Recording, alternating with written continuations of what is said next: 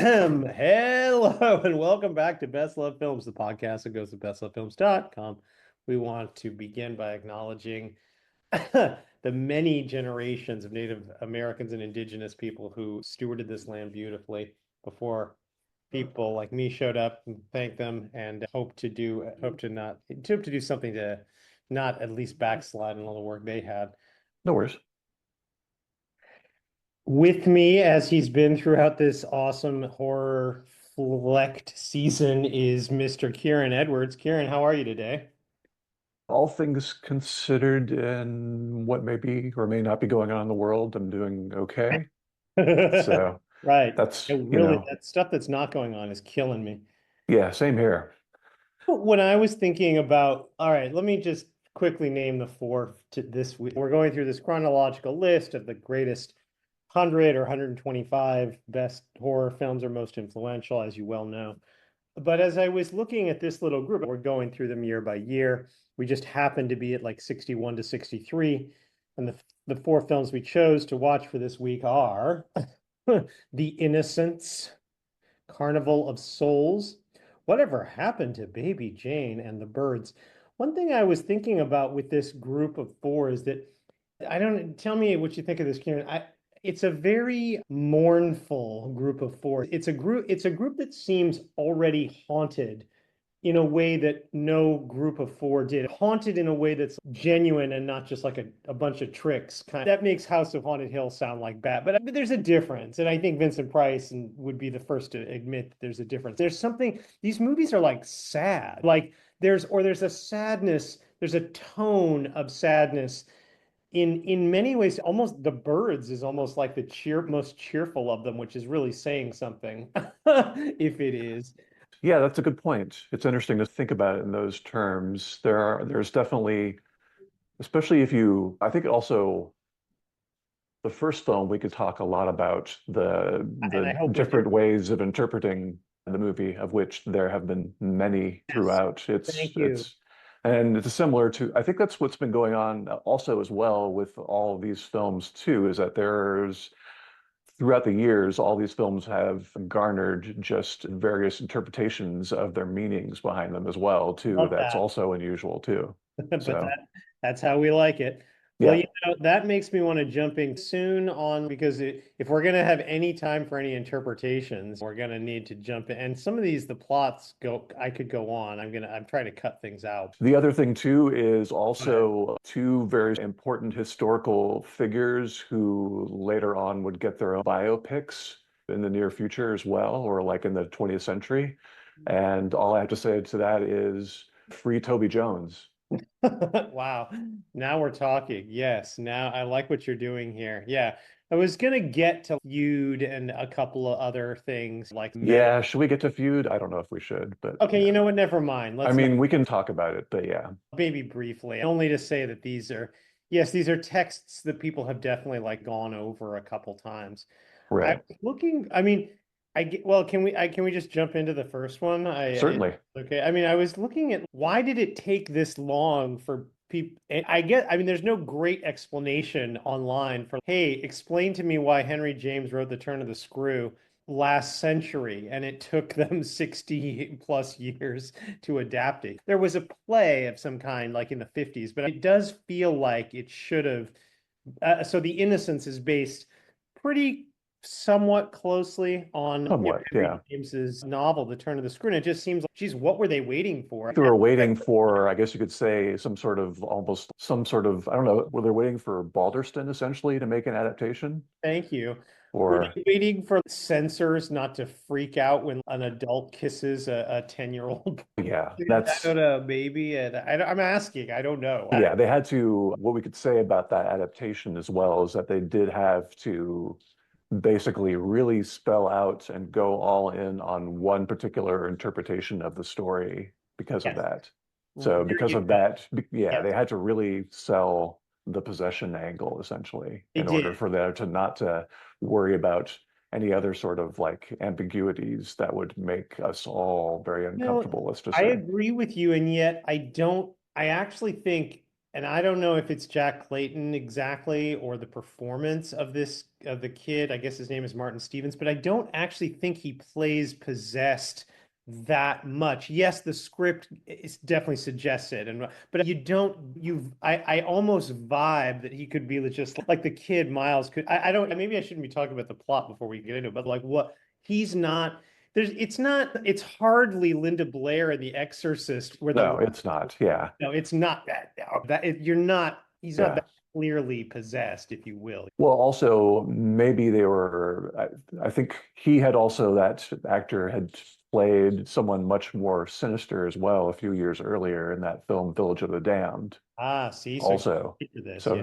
yeah, so he had already played someone already malevolent and Isn't that up to no amazing? good. Also, Nice so I think he role. might have already been a little sort of typecast in a way where people were expecting something to be Yeah, off about him anyway. that counts as a production note right there. Did you, is there something with the girl too? Because I actually thought she was pretty good at also She playing. was pretty new. I think she studied to be a dancer, but Right. she became like a regular actor for quite a while. I Yeah, forget what that was makes that sense. film that she did with Marlon Brando? It was not I saw that recently too. It's about Marlon Brando taking somebody hostage essentially. It takes place in France.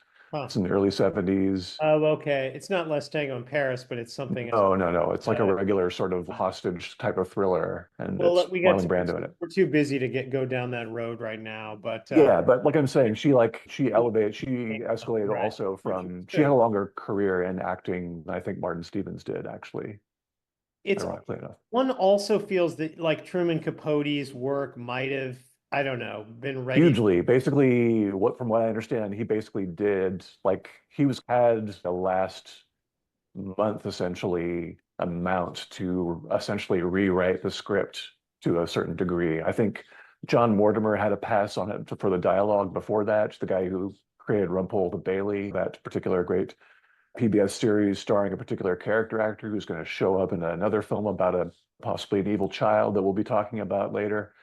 But then after that, they just realized, and I think the original adapter for the first draft was actually basing it more on the stage play anyway. And I Okay. think Jack Right. Clayton had his issues with that and was really, saying, no, this is going one way essentially. And it's way too stagey. And also and there's too much dialogue for the kids. The kids were very dialogue heavy in the stage production Interesting. That is it. and in order to profess how possessed they were, essentially.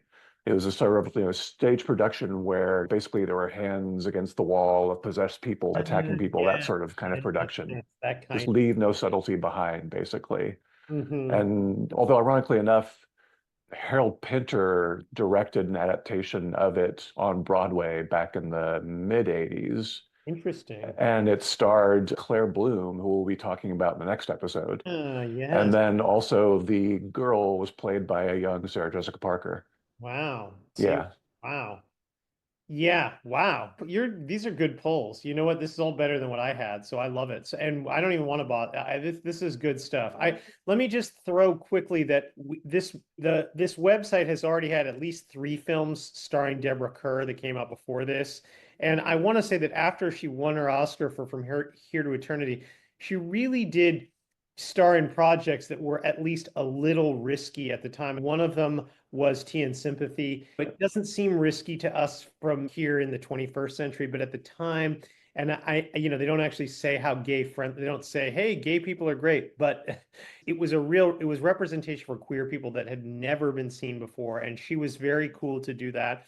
And she was, I mean, in her own way, like The King and it seems like a little, okay, wait, The King and I, but was that a risk? The original stage lead died. It was offered to every actress in Hollywood, but I think one of the things that's good about Deborah Kerr doing it has it's almost an interracial romance, which was remember at the time the Hays Code is still on the books as like miscegenation is unlawful. That's why they couldn't kiss. They couldn't kiss, and they don't in the movie in the Yul Right. Brynner movie. They come. What I'm saying, and I guess I'm giving Deborah Kerr. I just want to. I feel like this movie, The Innocents, is within the range of her willing to take risky projects. Really, even she's clearly like after 40, she's playing like this. person who's innocent herself or whatever, maybe doesn't even know her own kind of sexuality or who she really is. And I love the way she plays it. I love, there's a lot, I mean, she brings you in, she makes you think, okay, she's just being nice to everybody. What's going on here? Like, I give Deborah Kerr a lot of credit for why this movie works as well as it does, I think, you know? Yes, I do as well. And also, she's definitely playing a character that in the novel and the stage production was much, much younger also too. So, So many and that which would government. ex What's up with the governesses in the 60s? Mary Poppins, Sound of Music. Do we need more governesses? But yeah, sure. Yes, usually they're younger. And I know I think a British person would say Deborah Carr, but I'm going to keep calling her Kerr because I that's like asking me to pronounce Derby Darby. I'm just sorry, I can't go there. Nice try, British people, but you're stuck with my mispronunciation. Okay. So are we I'm already looking at the clock. I want to get into Of what I course, this film. Okay, yeah. There's something I want to say. I got a few other things, but I think it's good to come back to them afterwards. of course, yeah. Film begins a lot of darkness. I mean, to the point where if you're watching this on video, you might be like, is it working? A lot of darkness and ethereal, girlish a cappella singing before we finally see a dimly lit close-up of Miss Giddens apparently thinking about how much she wants to help the children and barely talking about it. In the home office of a wealthy, undevoted uncle known throughout the story as the master, he hires novice governess Miss Giddens to singularly oversee Miles and Flora while not bringing up the death of the previous governess, Miss Jessel. As her carriage passes through the Bly estate gate, Miss Giddens steps out early, walks around the sumptuous grounds, and at a giant pond meets Flora, who introduces her pet tortoise, Rupert. In the palatial mansion, Miss Giddens meets Mrs. Gross, a maid who shows her around, calls her prettier than the last governess, and lets slip, but disavows an authority with the devil's own eye, Karen. Bathing and going to bed, Flora predicts Miles will be home soon, despite it being the middle of term. Asks Miss Giddens about going to heaven and suggests that Miss Giddens ignore the curious, distant noises. Flora insists on observing Miss Giddens open her mail, one from her sister, the other from Miles's school, expelling him because of abusive behavior. A letter that apparently uses the word contamination. At the train station, Miles emerges with flowers for Miss Giddens and later in the carriage ride home, compliments of her beauty. In Miles's room, past bedtime, Miss Giddens warns Miles about insomnia and the seriousness of expulsion as the window slams shut, something Miles calls only the wind. The next day, Miss Giddens looks up into the estate's clock tower, sees a man's silhouette, ascends, sees Miles, and asks about the man, but Miles says he's been alone except for his hungry pigeon friends.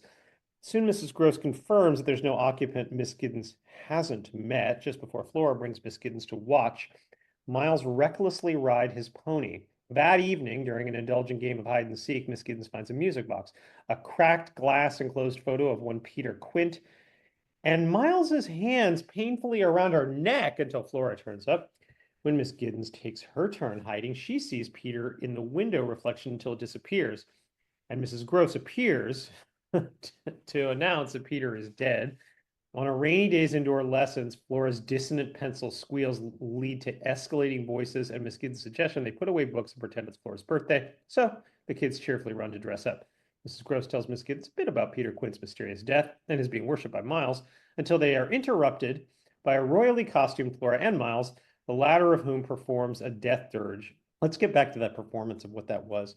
The next day at a gazebo by a pond, Miss Giddens tells Flora she can't row a boat by herself. And Flora tells Miss Giddens Miles once saw a hand waving below the water, but Mrs. Gross called that stuffing nonsense. That comes up a lot. In the evening in the parlor with Miles and Flora in bed, Mrs. Gross believes Miss Giddens' claims to have seen apparitions of Quint and Jessel, but refuses to believe the kids are currently lying or keeping secrets, whatever they once heard from the whispering Quint and Jessel. Miss Giddens has a few creatively edited dreams. That's the only way I'm going to summarize that little montage. Waking to a bell tolling church in the morning. I'm sorry, walking to a bell tolling church in the morning. Miss Giddens notes the cattily chatting siblings and begs for the truth from Mrs. Gross, who finally admits Miss Jessel drowned in the pond. Miss Giddens plans to take a carriage to London to tell the master everything, but after seeing Miss Jessel in her own chair, she decides, as she tells Mrs. Gross, that she must remain next to the children. She rides to London to tell the master that the children are possessed by Quint and Jessel. At night, Miss Giddens holds a lit candelabra, walks around the mansion's dark halls, hears odd laughing. How many times have we seen this in movies in this list? Kieran tries doors, hears echoing voices, and ends up in Flora's room where Flora is watching in the garden barefooted Miles, who lets Miss Giddens take him to bed, where he says he wanted to be wicked, shows her a broken-necked dead pigeon. Is that the only dead bird we're going to talk about tonight, Kieran? Probably not. And kisses her full on the lips. During the day, Miles plays the music box song as Miss Giddens writes the promised letter to the master, loses Flora, runs outside in the rain, sees the boat gone, sees Flora moving in the gazebo as if in a music box, Kieran. Comes there, sees the box, sees a ghost across the pond, begs Flora to admit she sees it too, and prompts Flora to scream in Mrs. Gross's arms that she hates Miss Giddens. That night, Miles enjoys the fire with Miss Giddens while Flora is still distantly screaming, but eventually Miss Giddens reminds Mrs. Gross Miss Giddens, was left in charge. She dismisses the other servants, sends Mrs. Gross with Flora to London, tells her to tell her master the truth, and insists on remaining at Bly with Miles. At tea, Miles is happy to be alone with Miss Giddens until she steps up her questions. So Miles walks evasively through the greenhouse, admits to burning her letter, admits to saying bad things at school, then laughs at her alongside Peter's apparition, calls her a hussy, throws the turtle Rupert through a window, and runs. In the garden, Miss Giddens tells Miles to say his name, and when Miles finally says Quint, an apparition of Quint waves a hand. So Miss Giddens cheers Miles's newfound freedom until realizing he just fell down dead. She kisses him and looks exactly like she did at film's outset.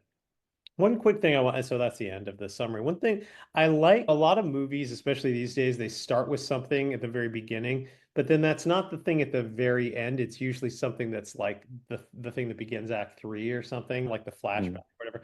I like that this movie is exactly bookended by these things. I also like that this movie came out at the same time as The Children's Hour, which ostensibly has Right. I don't know. They're not related, but I feel like they would make a good double bill. Okay, so Kieran, what now you mentioned there's a lot of interpretations about this film. Want to mention one or two of them while you're here? You either can go one of two ways. You can either look at the events that go on with this film and either provide a supernatural explanation or a natural explanation for the film, essentially. Yeah. There are different ways of saying what the supernatural is. You can either say, I'm going through basically this other article that sort of mentions the different variations or the different explanations you can come up with. You can either say the ghosts are real and have possessed Miss Giddens. You can either say the ghosts are real and have possessed Flora and Miles and possibly Miss Giddens as well, or the ghosts are real and have possessed just Flora and Miles, and or the ghosts are real and simply expressing their evil presence onto the house, which affects Miss Giddens and the children, basically. Some sort of natural explanation would be simple, like saying, hey, Miss Giddens is just having a neurotic breakdown. That one, Right. yeah. Or you could say, due to Miss Giddens' sheltered life, she is sexually repressed. She's being exposed to both the backstory of Miss Jessel and Peter Quint, essentially, and seeing Miles Precocious's behavior. Then she begins to identify with Miss Jessel and project her sexual anxieties onto the ghosts. You can also see even something crazier, like basically saying that Miles and Flora were actually scarred by either sexual abuse that they suffered under Quentin Jessel or just by being aware of Quentin Jessel's romance, essentially, and how that sort of played out.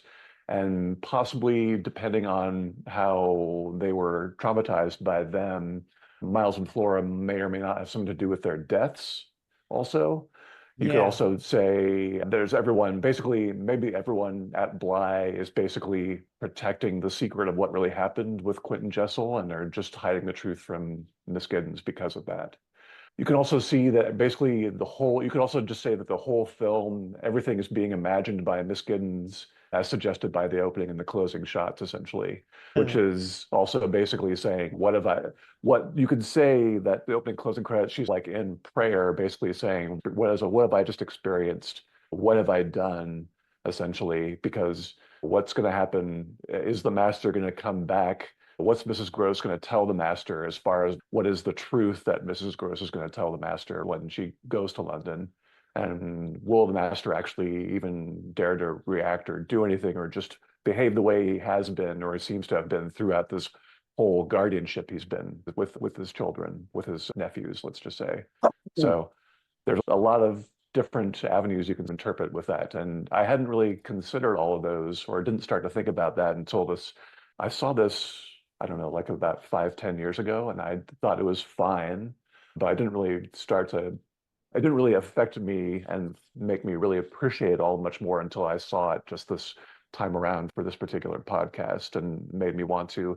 The other theme about all four of these films is that these are all four films I have not seen on the big screen and I think would be great audience favorites for different reasons also. Oh, Um, I know I saw the birds because I took a Hitchcock class where there were yeah, like the Hitchcock classes I took, 35 or the millimeter. Hitchcock classes that we worked on were usually like either Vertigo or Rear Window or Sure, some other sure. variation No, of that. it was a whole semester Oh, you devoted had a to whole semester. Yeah, Hitchcock. I never had that, unfortunately. And even the films I saw over at the UC Theater were like variations on that. I Sure. missed the birds in I there. feel like I So might have seen Baby Jane in a theater, but I can't say for sure. But I wouldn't have seen these other two for yeah, sure. you would have think there would have been some time in my living in San Francisco that I would Sure. have had a Oh chance to yeah. have seen it at the Castro. You're saying that there are people who might be LGBT who like that movie? That is big news. Yes, it is. Yeah, newsflash. That is, So one of many news you're going flashes way, that we'll be those talking 10 about. interpretations of the innocence, that's one thing. Now you're really reaching. I am reaching, yes. But for this particular film, I think because of what's interesting, what has been done cinematography wise, I think one of the things they had to figure out is that they realized that they were going to produce this film, make this film in CinemaScope, Yeah, and that wasn't right. necessarily Jack Clayton's choice. Yeah. And they had to make do with it. And Freddie Francis, who I think everyone would know if they had seen like a particular Oscar-nominated David Lynch film, did the cinematography for that. Was also a very good director on his own right as well. He also essentially did a lot of another sort of like variation on filtering, a lot of like black filtering that sort of happened around the I edges noticed essentially. there's And what terrific that Gothic yeah, what shadows. did Gothic, and also it also just made a lot of basically everything in your periphery kind of a little blurry essentially, and that was Thank you. intentional. Right. And so there's So a feeling of there's always this feeling of there's something weird going on, but you're not yeah, quite sure what. Right. Which is a perfect right. thing for a horror film. Right. Yeah. Yeah, perfect thing for a horror film and perfect thing to really experience on a larger screen as Oh, I well see your too. point. Right. Which we didn't have the Yeah, we didn't pleasure of have it. doing. Yeah, so that's one of the main reasons too, and also the sound design as well too. It The really is not good just sound It's a design. great Yeah, sound design it as well. is. Right. And that particular song is also very interesting as well. It's actually sung by not a girl, but one of the cast members who actually is a singer. Who there was like one Okay. other like servant person who had one line essentially. I forget, I don't know how you pronounce her name, if it's Isla Cameron, but Okay. she's Yeah. actually like a folk singer of her own right Yeah, as she's the well. maid that comes in so briefly that you almost Yes. like at that point you're ready to believe that everybody's a figment of Miss Giddens' imagination, maybe, except oh, Right. maybe this one person's real. Yeah. So But she was a well-established folk singer at that point, and she did the song and did it in a child's voice essentially. oh wow. Um, By the way, what is that song? I looked it up and I couldn't find it. I couldn't get the name of it. I believe what they did was that they actually created it for this Okay. particular movie Okay. in particular. They had a few Oh other, Willow Wally, maybe? yeah, Or it was something. based off a few Right. other sort of more well-known. They Okay. had some other variations It's not a of even letter to more my famous father. songs. I know that. Yeah. Yeah, exactly. But yeah. Actually, I think the she and the director knew each other a little bit, and she was also friends with Clyde Jessup, who played Mary Jessel, and she had a photo of hers essentially in her flat, essentially, and Jack Clayton noticed that person in there, and basically through that and through her knowledge of this photo, essentially got an interview and got Clyde Jessup her job, actually, oddly enough. Yeah, Yeah, yeah, Deborah Kerr's performance is just tremendous it in is. It general. really And is.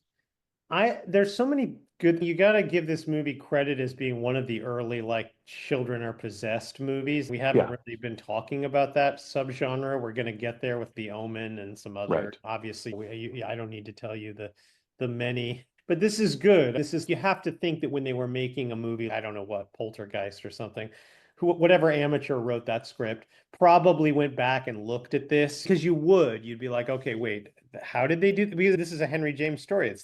It's considered kind of Henry James the best at, or at least the most most discussed Hmm. adaptation of any of Henry James's novels. And the guy was like he was like second only to Mark Twain for like influence when he was alive. He was the guy.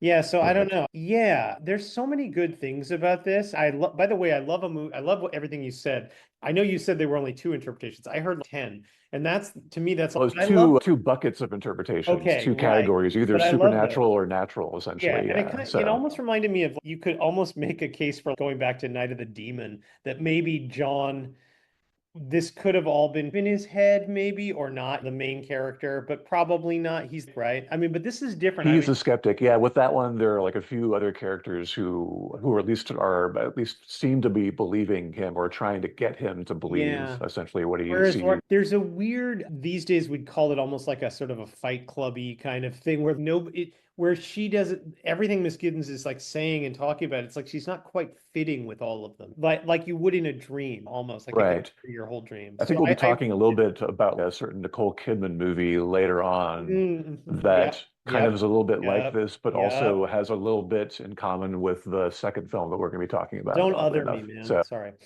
yeah, Um, exactly. I think I'll also, by the way, what year is this movie supposed to take place? This was like, it was written turn of the century, but I Yeah. think it's supposed to be taking place. I was reading I think you know that this was like a Criterion release. There Yes. was a particular person who did the commentary for the movie who also wrote a book that I was reading about Yeah. it as well. Yeah. And I was trying to figure out whether it was him or there was somebody else who was also looking at the events of the novel and because it all is it's actually basically, from what I remember, a narrator who basically is telling the tale of what this governess is going through, essentially. Okay, So so it's he's just remembering something in the past. And that was so I very think popular then, the frame within the frame the within the yeah, frame. And so I right. think they determined that I think it was somewhere around the 1850s, 1860s Okay. or so where it takes place. Nobody has a phone. That much is Exactly. but it's still a little. I actually don't mind that they don't. Much like whether or not this is actually all happening in Miss Giddens' head, I don't mind. I actually see. I think for a lesser movie that could come off as a weakness, but somehow the ambiguity plays as a strength here. It's a structuring ambiguity, just like you could call it a structuring absence. That like Yeah, Michael Redgrave shows up in the first 5 minutes, and he's a kind of a big star, he and is. Yeah. and at this time and you never see him again. That's very weird because that's we call that in film classes a structuring absence because it sets up the audience, the savvy audience who would know who he was, just like other audiences at this time, they know they're watching an old Betty Davis movie or an old Joan Crawford movie, whether or not I say it in the Right. summary. A normal audience would be like, okay, when are we going to see Michael Redgrave again? My point being, Or like, but that's a structuring absence because you're missing him in a weird way. You know, yes, I guess when's later Patty on, the going to come? structuring absence that happens later on would be a particular, shall we say, homage to a subgenre by a certain director who will be covering three of his films, in which the trend is basically there's a certain character who's like played by a very name actor who gets killed off immediately within the first scene of all of those films, let's just say. Oh, okay. I think I know who you might mean. I love Yeah, signposting. See people, see audience, listener, you guys should be loving this. You're like, oh my God, Kieran's setting me up for later. I love that. Yeah, and you should be. the I suggestion mean, thing go also ahead. too, in terms of, I think it was mentioned, I looked later on and realized that the first time Miskins basically sees Peter Quint is up at the top. Yeah, And at least with the right. viewpoint that we see, he doesn't really get, we don't really get a good look at his actual face. And we don't really actually see him like with an actual defined features of his face until there's that scene back where she actually sees the locket with his actual portrait on there, Yes. right? Oh, that's what I should have called it in my summary, a locket. But yes, keep talking. Yeah, go ahead. Yeah, so there was like a little bit of that as well. The one thing that they don't, that some other interpretations were talking about, the interesting thing about being a governess, which was like this weird thing where you had this kind of authority, but oftentimes the governesses there's a huge class distinction between who the governesses usually are based upon which children they are governessing, let's just Sure. say. And it's a very huge difference also. And, Yes. Yeah. So they would make fun of when they went meet other governesses, they're like, oh, your kid barely, whatever, got new pants last year or something crazy. It's not even so much that. It's just more about just there's this authority that they had, but then a lot of Okay. them, if I remember correctly, Deborah Kerr's character doesn't necessarily know how to read. Is that correct? Or is it Mrs. Gross doesn't Yeah, know how to that's read, right. right? We find So that out. Yeah. yeah. So there's a lot of there's some interesting sort of layers involving class that we'll talk about that they'll always mention. You can always sort of understand that will be something very subtle or not so very subtle in British film in general. And anything British will be talking about, they will always tell you to don't forget to talk about the class system in general. And especially with this time where we're talking about in the late 50s, early 60s, where what we mentioned last week, essentially about kitchen sink dramas and angry young man dramas as well, and It's talking about the working class as well. it's a great time for British movies, right? And no, it is. There's a lot that they're rewriting the rules there. And I think this movie holds up as like one of those kinds of films. Yes, it's not kitchen sink realism, but it's also for what it is. If you're going to adapt a Henry James novel, it seems like this is the approach you want anyway. Yeah, it's had a lot of different variations and adaptations and people having Yeah, different but I don't know interpretations that about, say, we chose the right one, I think, for I this. think, but it is interesting to see people think about what was doing prequels, say what was it like in the house Right. before Mrs. Jessel came, essentially, right? That's like a whole other different idea. And then what would happen Sure. afterwards? Right. But those seem like more like conceits to make some sort of extended Netflix series, possibly at this point, right? So for better or for worse. Right. Fair enough. You've said so much. Just spit a lot of game. You're not expected to keep up that pace Oh, throughout the don't rest worry. of Yeah, these. I'll lag off by the end. Okay, I appreciate that. So you'll be back to my level. That's more like it. Are we ready to look in the mirror at another? Are we ready to look in the window and see and see a different ghostly face? Yes, the Okay. same ghostly face, but yes, yeah. What other segue could I have? I'm sure I could have come up with something, but I guess that was the most obvious one between The Innocents and Carnival of Soul is, hey, What other look, segue or other sort of automotive vehicle could you come up with? oh, nice. Oh, wow. Yeah, that's a good one too. Yeah, there's cars in these movies. People are driving Hmm. cars. Well, in the latter three, yes. Sure. Women are driving them, yes. Thank God that women have the freedom to drive cars. Agreed. Um, even if they don't always do and it doesn't always go the way they would want it to, but okay, anyway, but yeah, so Carnival of Souls, yeah, this is a fascinating movie. So fascinated that this movie got made at all. I love this story of just the story behind the story of Herc Harvey getting together this budget of $33,000. I think he really was probably inspired by not just certain stories. I mean, we could name there's like a French short, there's an Ambrose Bierce story from 18. Not just Amber Bierce. You're talking about the Twilight Zone influence for this Yes. particular Yeah, plot. It's Corman. huge. It's not just Yes. Ambrose Bierce, which I Yeah. thought was going to be the same thing because I thought it might have been something he would have seen, but actually that episode came out in 64. Okay. Oh, Um, interesting. so what I looked at earlier was that there was apparently was another story called The Hitchhiker from Okay. 1960, where, if I remember correctly, there's a young woman who actually is in a car accident. She Okay. apparently Yes. survives it and keeps on driving, but she keeps seeing this ominous man who's this hitchhiker who Oh, keeps wow. beckoning her essentially.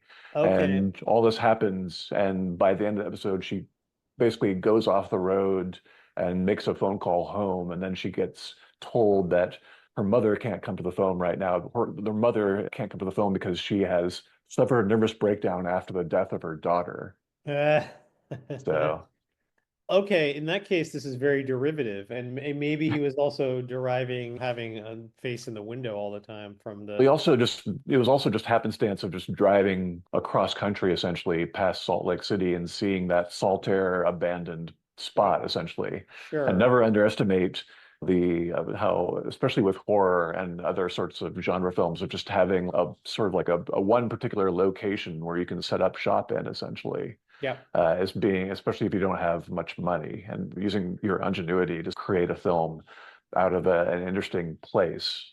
And Yep. he's Ad lucked lib. out, Right. basically. Yep. No, you're right. And I'm sure that it helped to that you could find an abandoned carnival anywhere in this case, that you needed that. And They've not a had more typical of looking a carnival too, because just the architecture doesn't necessarily sure. scream carnival either, right? No, So that's true. Probably if they'd had more of a budget, you could have had the rides or some of them come to life in some creepy yes. way. There wasn't any money for that. But Yeah, for them it was when they were doing the dance scene, they were yeah, basically it was kind of luck, and they actually had to find somebody like in town who knew the lighting system to figure wow, out how the I didn't know lights that. work, would Oh, if to that's see good. if the lights would actually all turn on essentially. And when Oh, they turned wow. on, it was like the first time basically since it closed. So Wow. yeah. It's funny that you mentioned the Twilight Zone, and I know you said that episode came out later, but there is a way in which when the first 20, 30 minutes of this, you say to yourself, this is just a Twilight Zone episode. I mean, Yes. it's a lot like one. But I think I'm really glad that we found room for it on the Horror 100 because I do think it holds up by the end, it's a little bit more haunting than Hmm. your average Twilight. Again, I fitting with my theme that, and I don't want to give away the ending yet, but see how this works with the innocence in terms of what did we just see? Oh Just yeah, in there's that somebody's too. head or something? Yeah.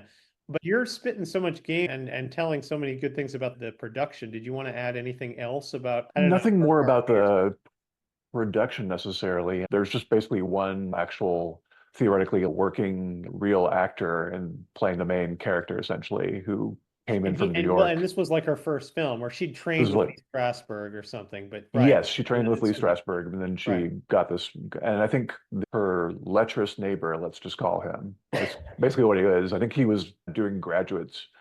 He was doing whatever graduate theater program there was over at University of Kansas at the time as well. But yeah, it's just one of those things too. The importance, you'll see this in the 60s and also even more so the 70s of just independent, low budget sort of regional films being made in places outside of Hollywood and New York are like very important in particular for horror and for other genre films that can use a low budget, and you can use your low budget in your film essentially to show not just your movie, but also a time and a place outside of those two particular popular places that everyone's seen in all the films. Heck yeah, you're so right. All right, you know what? You've set me up, so I'm just going to jump in here and try to get this done in five. People can always press 1.25 or 1.5 on their thing if they're getting bored. The listing of the podcast. Carnival of Souls begins with a random pair of young men challenging a car of three women to a drag race. They're both in car. You know, both groups are in cars. And the drag race they challenge them to goes off the rails when the women's car gets nudged off a tight wooden bridge into a river. After watery credits, police and looky-loos gather on the bridge to hear the boys' denials, use a wedge that fails to raise the car, and see a survivor, Mary Henry, step out of the water. By the way, did you want to add anything? You started the look on your face. If any time. That's just my general look. Yeah, Sorry. that's fine. I like it. Later at a church, Mary plays an organ and pushes back on the pastor's request that she commit to the church's faith. Mary drives over the bridge, drives more, enters Utah, sees visions of a white-faced ghost that credits call the man, swerves, continues, and stops for gas, where the attendant tells her of the nearby pavilion's closed carnival and directs her to her prearranged room for let, where a nice older landlady helps her settle in. Although Mary still sees the man in her window. At a church, Mary skillfully plays their organ and refuses the minister's notion of a welcoming party, but she does let him drive her to the abandoned carnival, which he keeps her from entering. At her boarding house, Mary takes a bath, meets a creepy fellow lodger named Mr. John Linden. He's just creepy in the traditional young male way. Yep. uh, Mary gives him the bum rush and sees the man in the stairwell, but her landlady doesn't see him and cheerfully gives her coffee and sandwiches. In the morning, John barges in, provides coffee, hits on Mary again, and gets a polite farewell. At a department store, a shop girl helps Mary take in a dress, but after Mary emerges from the half-locked changing room, she finds no one in the store can hear her. Outside, the small downtown is oddly quiet, except for birds chirping near a water fountain, where a sudden large, dark suited man causes Mary to drop her purse and run into the arms of a convenient Dr. Samuels, who invites her to his nearby office and speculates why she is imagining things like herself not being perceived by anyone. Mary leaves in a huff and travels to the abandoned carnival, where she tosses a coin into a pool of a corpse she doesn't see. At church, her hands and naked feet seem to play the organ almost by themselves. As the camera cuts to twilight landscapes and at the carnival, ghosts dancing faster than humans can. The minister hears the wicked music, puts his hands on hers, fires her, sees her going, and calls out that even without that job, he could still save her soul. Outside the church, John stands ready to take Mary to a bar, where he waves off an even creepier friend and gets Mary to admit she doesn't want to be alone that night. At their house, Mary rejects his kiss, looks in the mirror, feels John on her, sees the man where John should be, screams, and asks John for help, but he splits while she barricades the door. The next day, the landlady and Dr. Samuels agree on Mary's unprecedented behavior just before she comes down the stairs with her suitcases. Mary drives off, stops at an auto shop, insists on remaining in the car, but then, after some weird noises and movements, she runs through downtown to a bus station where no one can see or hear her. Mary boards a bus whose passengers all look like evil, happy, pasty-faced rising ghosts. She tries to get a train or a cab, but finds herself ignored and very nearly run over. Back at Dr. Samuel's office, she tells the back of his chair about her existential crisis until the chairperson turns to reveal that he's the man. Her scream seems to reset her back to the car, which she drives out of the auto shop to the carnival once more. There, she sees the dance macabre, including her white-faced self and the man, at which she screams, runs, and is pursued around the grounds and beach by a dozen ghouls until she collapses. The locals, including Samuels and the minister, learned that her footsteps trailed off until she disappeared. Back at the one river from the beginning of the film, the car is finally raised to reveal Mary's corpse was there all along. Okay. Yeah, let's talk a little bit about Kieran, why is this movie on this list? What's so great about it? Why is it better than a Twilight Zone episode? It's just generally about it's what would happen if you basically have something where you have a nightmare, you wake up from it, and then you realize that the nightmare is still following you, and then you basically the twist is you wake up finally from that other nightmare to basically the afterlife. Yeah, to So find out you're dead. Yeah, to sure. find out you're dead. In Jigoku, but with fewer flayed people. Right. Or like a particular film that you would have maybe the other film that you had already talked about earlier where somebody sees dead people. Yeah, sure. Yeah, a little bit like that as well. In terms of like how there's interesting how this is a film where basically the main character spends the whole movie getting tormented essentially by her director. Yeah. And Oh, how you're there's like a talking about the parallel between meta. that and Yeah. like a certain film we'll be talking about later on this episode as well. Oh, wait, Um, does the director play the man? Is that him? yes, that's the director. Oh, Yeah. that's funny. Okay, so Yeah. there is a kind of a meta interpretation here. Oh, yeah. Yes. Oh, and you're saying Hitchcock and Tim Yes. Hedren? Sure, why not? Yeah. Yeah. The yeah, there's I think other people have talked about there's a little bit of a sort of a Night of the Living Dead-ish effect that the dead people are like a little bit, especially when they're rising, essentially. Yeah. Maybe not so much when they're chasing because they become more like a Danny Boyle film that we'll talk about Eh, later. thank you. Or they're right. They're not even that fast, but yeah. No, Yeah, they're but not even that it's fast as true that well. George Romero could have been a little influenced by this. Why not? A Yeah, I little would bit. think so as well. And which is also interesting because they both have their own backgrounds as well of cutting their teeth on industrial films as well. Yes, and they were also obviously totally low to the lowest budget, and Lowest to lowest and budget yeah, and and really also very much about their hometowns yes, essentially and I too. was going to say very regional, very not Yeah. LA or New York. Yeah, that's a good pull to mention that. Yeah, More talk about hysteria just yeah. going out I know throughout this whole that is a season as very well. common theme that keeps the woman walking around a place where she hears echoing noises. That must have a better trope than what I just said because we've seen that 10 times in this list, Yeah, I know. only in It's like 35 films. there's a nice sort of switch that happens where first everything happens to her at night as far as everything that spooks her Okay, essentially okay, yeah, yeah, yeah. and then we realize that things aren't what they seem or much worse when she starts to get those sort of hauntings essentially in the daytime as well, which Wait, is in a nice the time she sees the man in the stairwell, is that night or day? That's in the night, yeah. That's You're talking night. about Okay. So downstairs because yeah, he's that's downstairs. when she's Okay. just settled into Sure. the room that Okay. she has for Right. rent there. Right. Yeah, so then I think when that happens too, there's like a little Scooby-Doo vision also, isn't there? Like essentially it happens with Right. either that. I'm trying to remember if it's because that whole scene takes place in the department store, right? And then there's the sort of like Yeah. the little bit of and then basically to symbolize that all of a Yeah. sudden she can't be seen at all by anyone essentially Yeah. besides the dead. Yeah. And then that happens the second time towards the end where she's about to like, she has interaction with the auto mechanic, and then that goes away essentially as well. There's a little bit of that. There's also the symbolism of the trees, looking at the trees, and that sort of Mm-hmm. symbolizes some change as well too, either a change out of the netherworld into reality or back again as well. That happens a Nice. couple of times. Yeah. The it really seems like early 60s Kansas or Lawrence, Kansas is really a whole bunch of fun for the young people, let's just say. When there's that whole scene where basically she gets taken out to that one place where there's Right. what seems like almost 40s music that they have in the jukebox as well. So Right. it's That's funny. yeah, it just seems like a very much maybe an unintentional like sort of portrait of a small town life in a larger town in like the Midwest, Well, essentially, by right? the So way, the main part of the movie is set in Salt Lake City, right?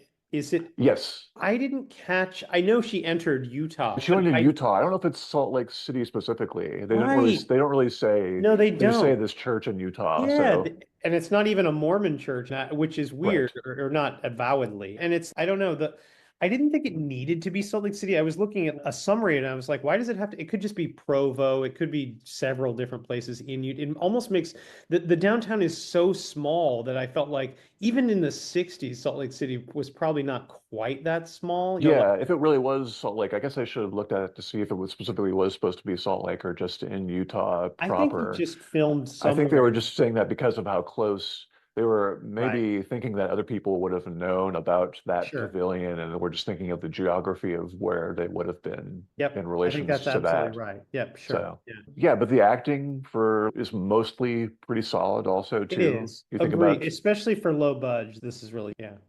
Agree. uh, and let me see. I'm trying to think about if there's anything else that's interesting as well. Yeah, there's also lots of talk about putting your soul into your music. What happened to your soul has been abandoning you, essentially. Like this soul. The organ music is well done. We don't have this actually fulfills the promise of something like a Phantom of the Opera by like actually taking Yes. that, more creepy and I mean it works, right? That's Yeah, and you can see that, his industrial sort of background as well, with just a lot of the scenes set in the place, like first the place basically that build those organs, that she starts out at the beginning like playing one essentially, which is going to be like similar to the one that she goes to and over in Utah essentially.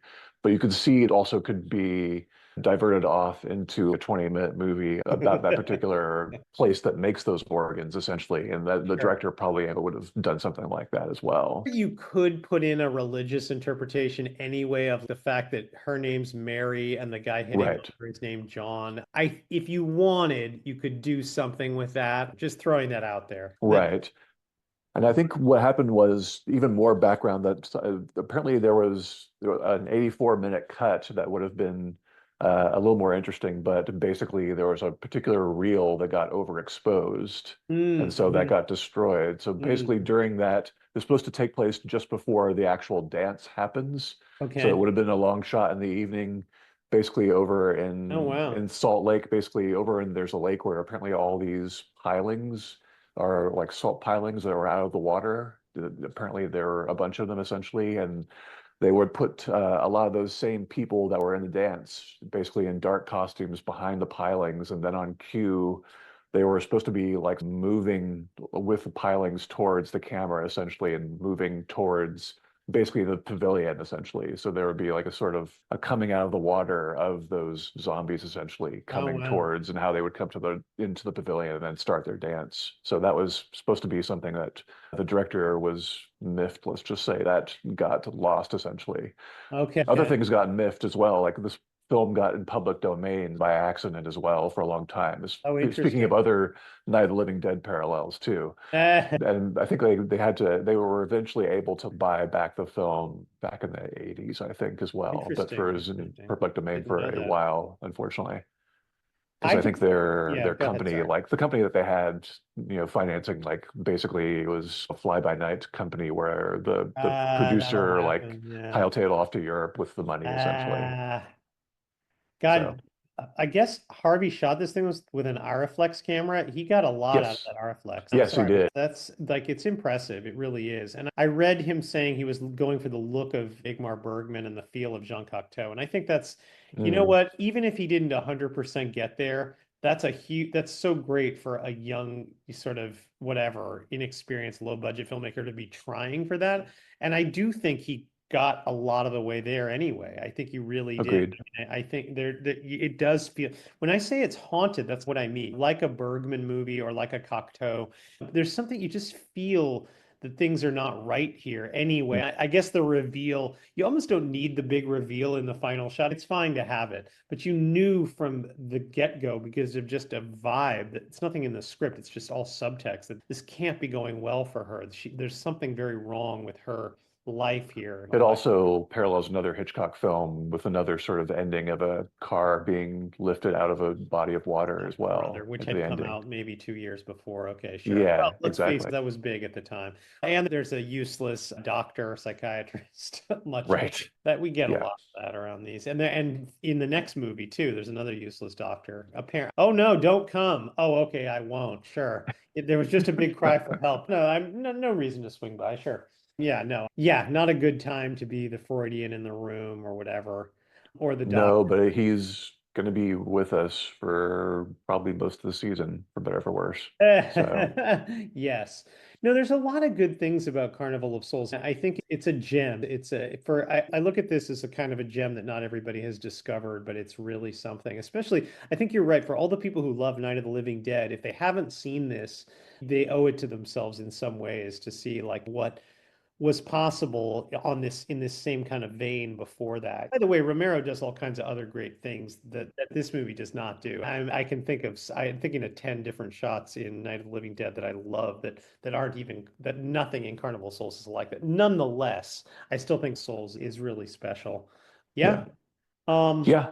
Big Anything fan of else? this film. Should we move on? I don't know. I could go Um, on about this, but I do appreciate this film. I've already given you a bad Doctor segue, so there's that. I can go from Doctor oh, Sam. definitely. Let's do that. I think I Bad can Doctor go from Segues is Doctor fine. Samuels to Doctor Shelby in a heartbeat. That's no Right. for me. I can easily do that.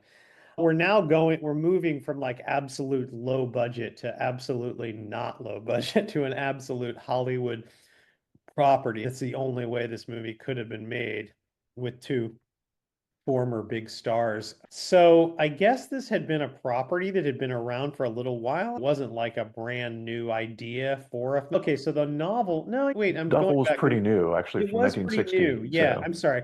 It was just that like when the novel came out in 60, they were like, okay, this can be a movie, but I guess it was offered to a bunch of different actresses before they settled on oh, yeah, actually, you're right. that I guess that's what I meant by that was that it was like so and so was going to be, and then they toyed with it and this and that and the other. But And the director was no stranger to making other films about Hollywood before this as well. right, Robert Aldrich had already established his fluence with that. Yes. He's because he had come from noir, he'd done all kinds of interesting stuff. He was not nothing. But he'd make films like about Hollywood life as well, too, like The Big Knife and some other films Okay, like that as right there. well. And this is also produced by Joseph E. Levine, right? So this is it, or Mm. wasn't he one of the people working on this one? I'm just trying to So I think you're right about that. Yeah. right, which and he was had a classmate who did his whole dissertation on Levine, and that Oh, he just interesting. was interesting at this time. His tastes were all over the map, but from Hercules to The Graduate or whatever. There's all kinds of things, but he also he definitely aimed for the common consumer. If he had a through line, he wasn't necessarily going highbrow, and I think you see Right. that here that we're Yeah. not necessarily trying. I don't think if Levine had a filmmaker that was going for Jean Cocteau and Ingmar Bergman, he wouldn't have let that filmmaker mention that to the press. He was paying for that. Yeah, this movie is more like what now is considered like Grand Guignol, maybe a little too campy. I don't know if it is. We didn't So know that there's at like a the time. derogative exploitation like that was Sure. given to it that I think has gone out of fashion, that name of it. We might as well say they basically this basically set off a slew of other Yeah, films it did. involving Yeah. aging Hollywood stars, Yep, it and they did. called it hagsploitation. It I'll did. mention later on what my favorite one of them actually Oh, I is. can't wait. Well, But I'm gonna call you back on that. Yeah, that's uh, good. but I think people have started to call it Grand Dame Guignol instead Oh, instead also. of Greg. Oh, good one. I like Yeah, it. which I think is good. You have to doesn't roll off the tongue as well as the other term does, obviously, because everyone likes exploitation, especially if you grew Sure, up like you and I did reading Joe Bob Briggs. There's a lot sure, of exploitation and foo and all this other things to sure. describe things. In spite of that, things have changed a little bit as far as like how this particular type of film and the campiness and the other elements so you can talk about that are prevalent in this film that will have its influence on other films going forward. So, Kieran, who used more white face makeup? Hurt Harvey as the man in Carnival of Souls, or Betty Davis as baby Jane Hudson, older Jane? It's about the same and for different purposes, I would say, and Yeah, also right. to symbolize different things as well, too. Sure. One did it to prevent to both maybe had like unintended consequences as to what they appeared to be, or maybe Yeah, one had more unintended consequences when one of them wanted to be appear younger than they were essentially, and the other one wanted to appear, say, older and more yeah, undead than they were, and yet sure. they share the same sort of level of cake, let's just say, on their Thank you. faces. Oh, So, yeah. I think, no, yeah, absolutely. I'm not sure Elizabeth the First had this much. right. Yeah, I mean, I also know a lot about the production of this just from watching that silly show Feud. They go, that's a pretty deep cut, pretty deep dive where Ryan Murphy, has Jessica Yeah, Lange and let's just and say Robert Aldrich's family has something to say about it. sure, they probably think that's an absolute ridiculous thing. Yeah. Yeah, Yeah, and and right. there's some facts, let's just say here, that don't quite jibe with what actually happened Well, necessarily is there as any, well. before I jump into the plot, anything you want to say about we know it was a Hollywood production. We know they were in that house. Right. Uh, there's a lot of things. Yeah. I guess one question we might ask is like how much these two stars really didn't like each other or not. But I do think that it's funny. I think that when all is said and done, it's funny that we're talking about this right after Carnival of Souls because they hired her because one of the reasons he hired her is he knew she'd work with Lee Strasberg. And by the time this movie is made, Lee Strasberg, Marlon Brando, Stella Adler, Elia Kazan, those have all become big things of which were things that all became big after Betty Davis and Joan Crawford had been pretty much put out to pasture. And I think that on some level, they like, how can I put this? Both Betty Davis and Joan Crawford were being told it's now fine to just live your character off and on screen in a way that they wouldn't have been told before all those names I just mentioned. Like method Right. acting. So I don't really think Betty Davis finished her takes of making fun of Joan Crawford and then cut. They said cut, and she said, "Oh, Joan, wasn't that a good one? And I love you, and I'd never hurt you." I doubt that happened. I think there was a lot more staying in character. What do you think? Like, am I So wrong about that? I think there's a little bit of that.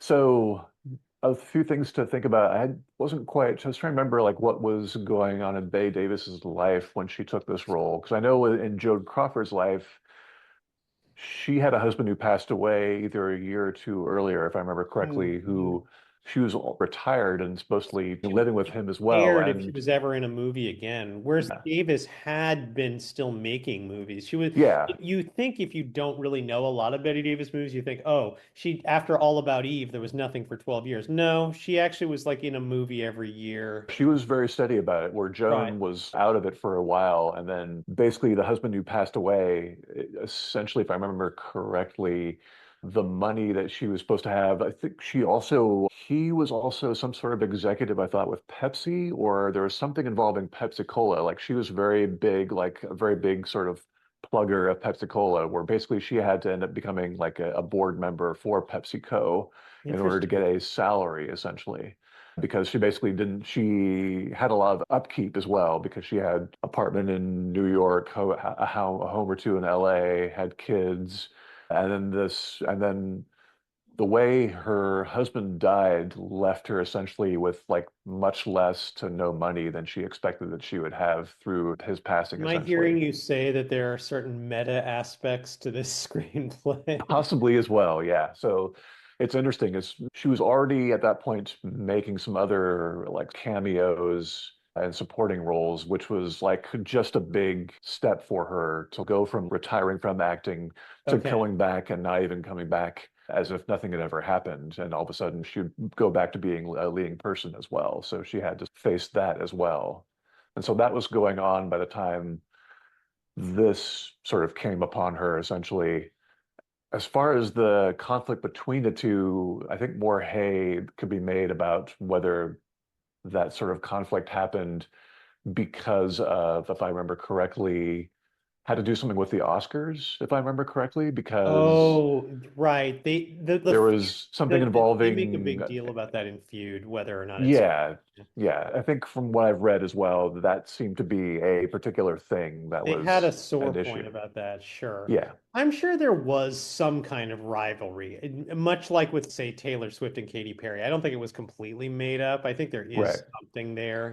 There was a rivalry. There was Yeah. some bad blood. There probably was some, and like scripts that the other person got or something. I'm sure there was something there. And, And they and also shared revealing or not too, maybe too revealing tell-all books by their daughters oh also. yeah, there you go. See? It wasn't just Joan Crawford, but also Betty Right. Davis, Right. whose adopted daughter, who's in this movie, also later became a pastor also, and also wrote this particular book about her mother as well. Right. That was also as unflattering as Christina Crawford's ones was. So. Yeah. Yeah, there's a lot. This is probably, if you have to explain camp to somebody who doesn't know what camp is, you can also refer them to Susan Sontag and whatever, and And a the particular other scholarship. director that we'll be talking But about I later but I too. do Yeah. think this is a pretty good introduction to some degree. There's so many things. This movie is not an under appreciated text. Why don't I just Agreed. jump in? What I think for us, a big part of this for us is just reclaiming it for this particular list, which I love doing actually, because I think Yeah, agreed. it definitely deserves to be considered horror slash thriller. It has all those elements. But in a way that, let's say, a superficially similar film like Sunset Boulevard does not deserve to be considered such a thing, because that's just more drama. It is. This twist, the knife and the twists and the scares and the just everything for much further. Whether or not which body she's wheeling out to the car the first time, things Right. like that are just not. So what I'm saying is this is horror, darn it. That's a It whole, is. yeah, yeah. Although I may have listened to a particular horror podcast that made a very nice sort of uh, spot for Sunset Boulevard as a reverse home invasion movie. Hmm. Well, Basically, okay. You where know what? somebody comes in Who am basically I to and can't argue? leave, essentially. Who am So I to because argue? of, I love it too. All right, yeah. let me jump in here because honestly, it was hard for me to keep this as short as I wanted it to, because a lot happens in this movie, and that's something you don't Hmm. even necessarily notice as you're watching it. Let me give a sense of that. Whatever happened to Baby Jane begins in 1917 at a vaudeville stage dedicated to Baby Jane Hudson, who performs alongside her piano playing father a Shirley Temple-like review to a full appreciative audience, including all of the song I've Written a Letter to Daddy and an upsell for Baby Jane dolls in the lobby. But when her fans gather in the alley, Baby Jane's tantrum causes her dad to shout at her quiet sister, Blanche, and their mom to beg Blanche to someday treat Jane and her dad better than she's currently being treated.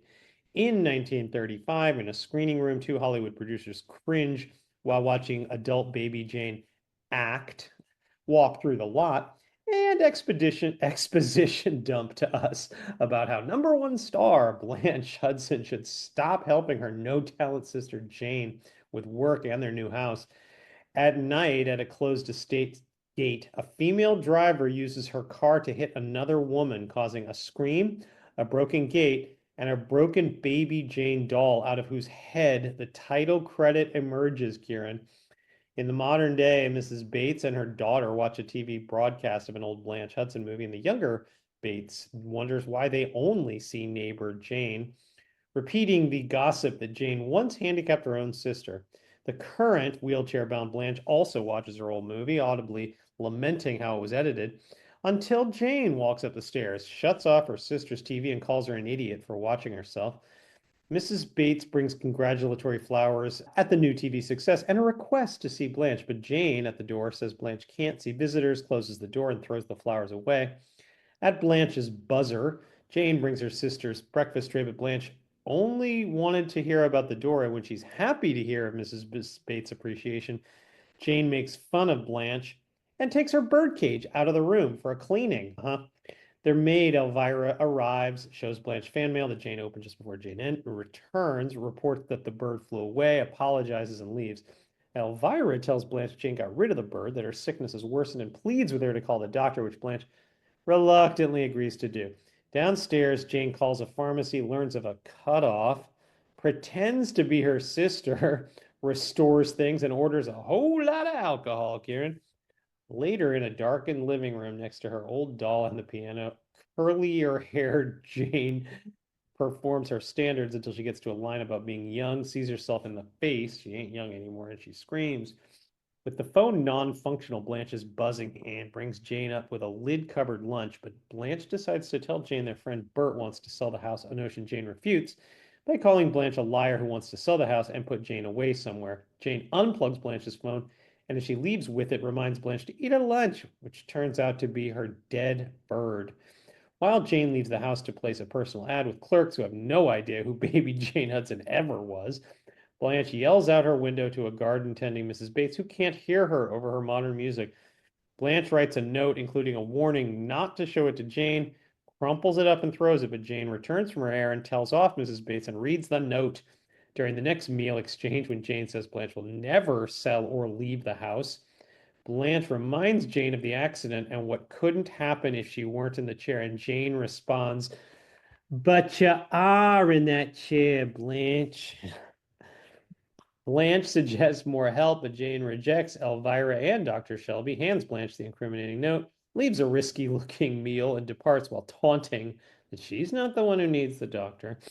A working-class pianist, Mr. Flagg, flags Jane's personal ad, and his mother sets up the 4 o'clock appointment on the phone with Jane. In Blanche's room again, Blanche argues with Jane over who bought the house and reminds Jane needs her alive to sign the checks.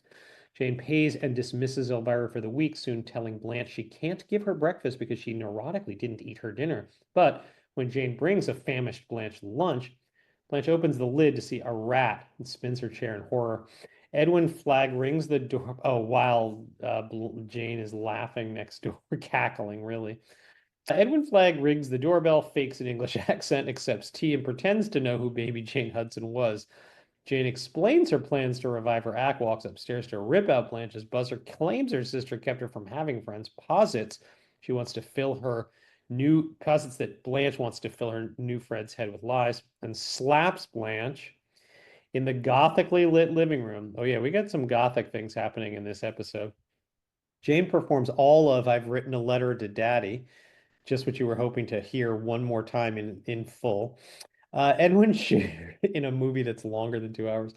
Edwin shares awkward familial truths and asks about money, so Jane overpromises $100 a week, a month up front, and a ride home. With Jane gone, Blanche wheels into Jane's room, scarfs down some secret chocolates, and learns that Jane has been forging Blanche's signature. Blanche locks her chair, looks at the downstairs phone, and laboriously uses her arms to get herself to the bottom of the stairs. On the phone, Blanche reaches Dr. Shelby, explains, gets his promise to come by, sees Jane enter, and hangs up the phone. Jane kicks the stuffing out of her sister, calls Dr. Shelby, imitates Blanche's voice, claims Jane found another doctor, and succeeds in canceling. On another day, Jane is wheeling the car out of their driveway as Elvira approaches on her off day, so Jane gets out, claims they're moving, fires Elvira, and demands the key, but Elvira claims she's forgotten it. Jane goes to the bank and convinces the reluctant teller to give her Blanche's monthly allotment in cash. Elvira enters and finds Blanche's door bolted, and suspecting sleeping pills, she gets a hammer and screwdriver to unhinge the door. Outside the house, Mrs. Bates asks Jane about Elvira, causing Jane to run in and confront Elvira, who puts her hammer down and says she'll call the police if Jane doesn't over the key to Blanche's room. But after Elvira enters to see a bound and gagged Blanche, Jane sneaks up behind her, swinging the hammer. That night, Jane refuses to answer the door to Edwin, looks at old Scraps, tells Daddy he should have loved her more, collapses on the stairs asking, "What am I going to do?" Wheels someone in a wheelchair to the trunk, runs into a nosy Mrs. Bates, makes small talk, and drives off. At the Flags, Edwin's mom tells him Jane crippled her own sister and the studio covered it up. But hearing this, Edwin walks out in a huff. On the phone with the police, Jane denies knowing anything about Elvira, hangs up, goes up to Blanche's room, ungags her, talks a lot of stuff and nonsense, as we said in The Innocents. Hears the doorbell, rebinds Blanche a bit carelessly, greets cops who accompany a drunk Edwin, says bye to the cops, brings in Edwin, offers Edwin a drink, and goes upstairs to get his money. Blanche manages to pull off her mouth tape and loosen a hand. Edwin finds a doll and a wheelchair, rides around in both, causes Jane to freak, and hears Blanche, who finally knocks over a lamp. Edwin runs to Blanche's room, pushes past Jane, saying, "She'll take you from me." Finds Blanche, hears, "Please help me." Made me think of The Fly again, Kieran. Says she's Edwin says she's dying and runs out of the house without his money. Wow, he really didn't care. In much the same way she did Elvira, Jane rolls the barely alive Blanche out to the car, drives her to the beach, and lies her there next to her.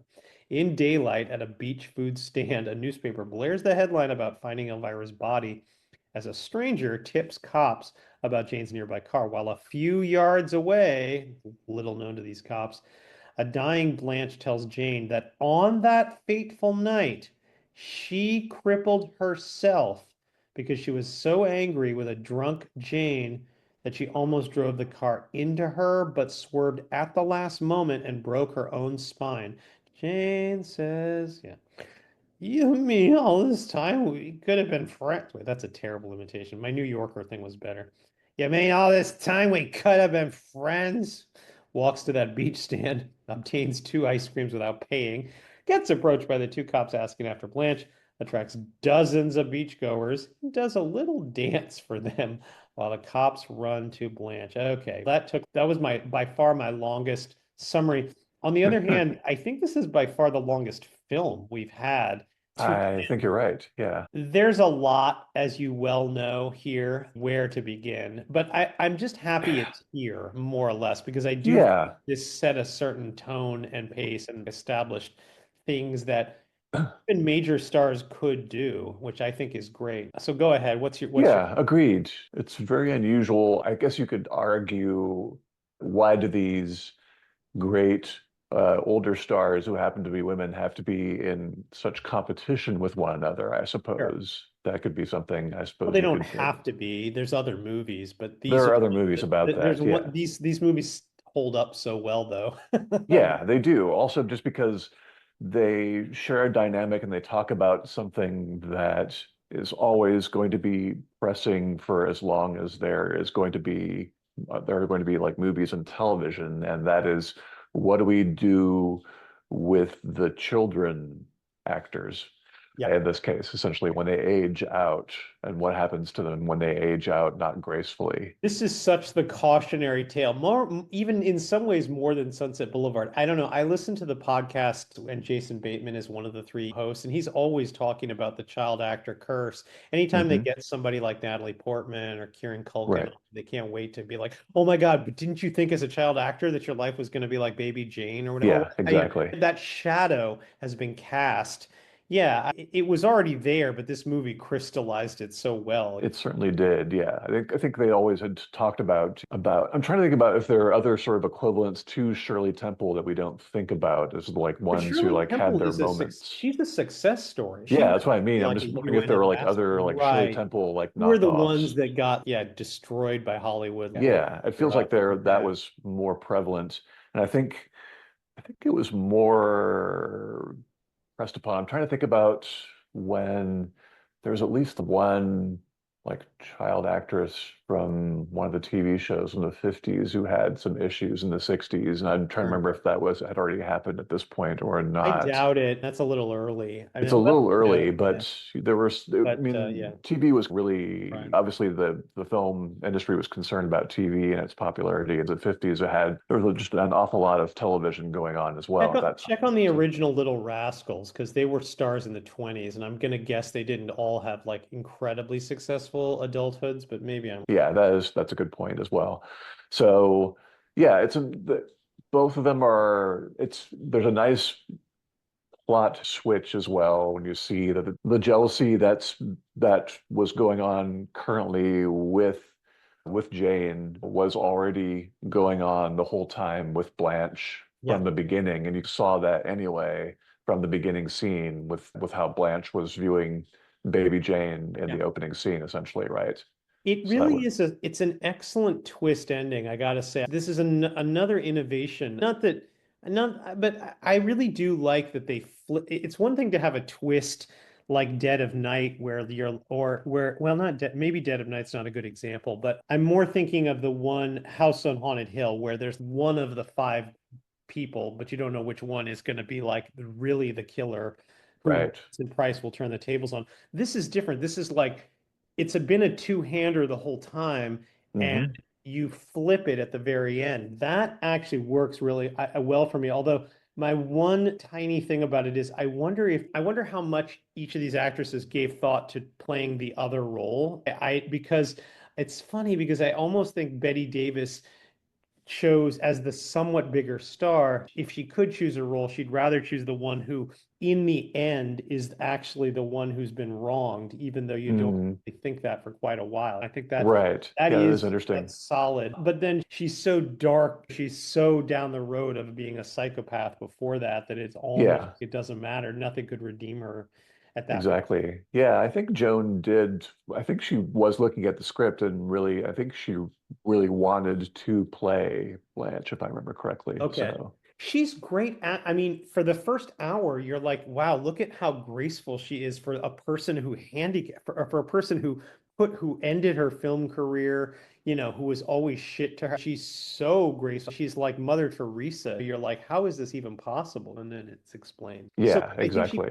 but her acting sells it that she would be this kind of person where she's, I'm just happy that I was at late, that I got a few years with my legs working. Everything's fine. It was very smart of the film to basically like also show basically their movies as well, the Oh characters with hell yeah! And actual, movies. It couldn't be somebody. It wouldn't work if it was like they were some other actors or something. yeah, Yeah, exactly.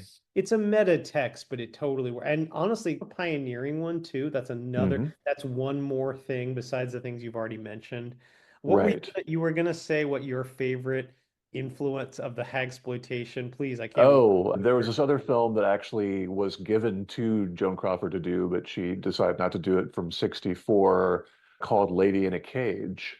Ooh, It stars Olivia de Havilland, and ooh, she's basically also a wheelchair bound, but she ooh. also has an electric elevator that takes her from her stairs all the way down to her house. She's a wealthy person, lives in a house by herself with another sort of very queer-coded son of hers who goes away on a trip basically and leaves her for the weekend. And it's also a heat wave going on in LA, and it causes a blackout essentially.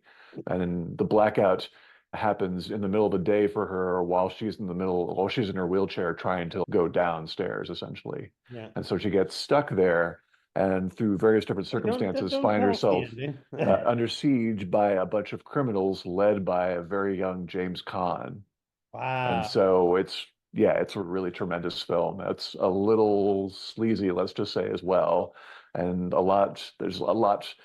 This is much a classier film compared to Lady in a Cage, but I think Lady in a Cage is just as far as like a suspenseful film, even much more so because of it also. It So is fascinating how many of these 30s actresses suddenly had like a new lease on life, like with the yes, subgenre, and then later with the airport and other disaster films, whatever. Bring in Helen Hayes while we still got her.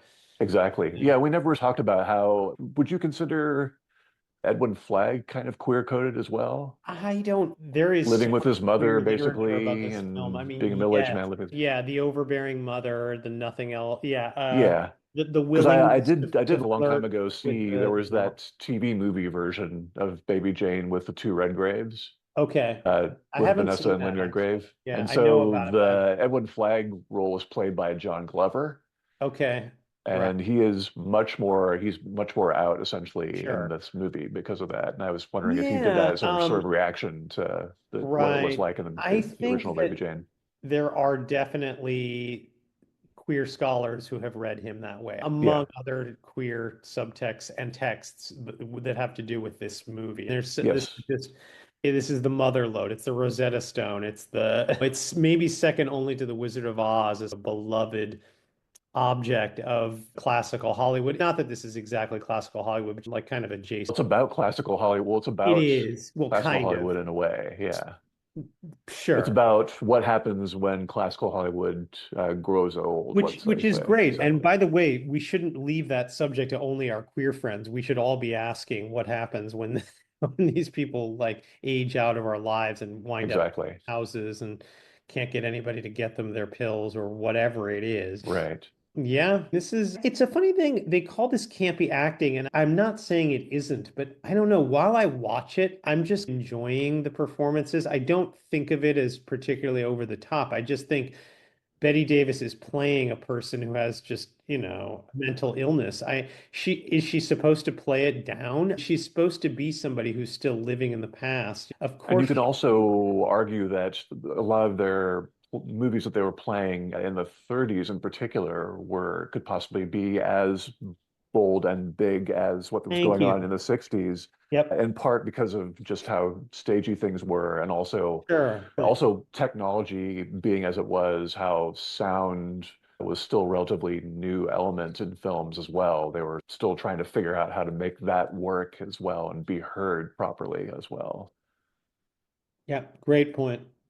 I guess in Jack Warner had something to do with this. I mean, so Yes. that's one reason it also feels a little bit studio adjacent is Jack Warner still running Warner Brothers and did somehow, I mean, he was at least shepherding this project along. He didn't say no to it. He thought it would work.